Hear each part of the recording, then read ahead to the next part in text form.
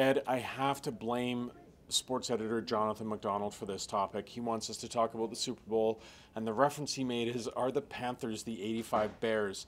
How about they win the game first? But for me, they're surprisingly good.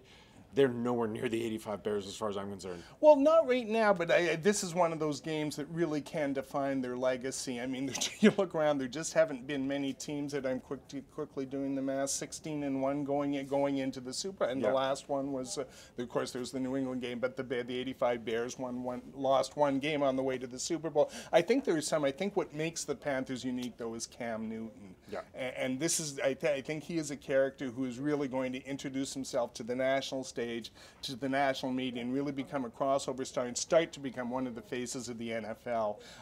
Completely unique player, plays the position differently than it's been played before. So I think he's really the most interesting character of Super Bowl And there's week. no doubt, Ed, you're talking about the U.S., you're talking about race, unfortunately, and I think that plays into it. He does the dab. I'm not going to do it. No worries there. But he likes to celebrate. He likes to make a spectacle. He likes to have fun. Yeah.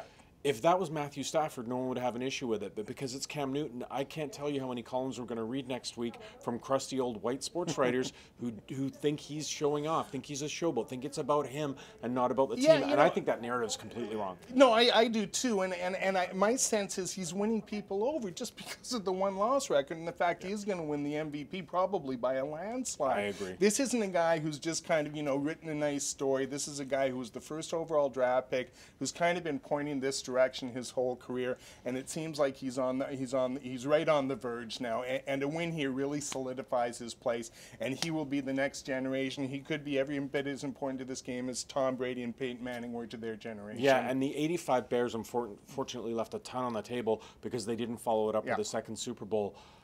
That's where the comparison might be. I'm not discounting the Panthers. They could win 2 or 3.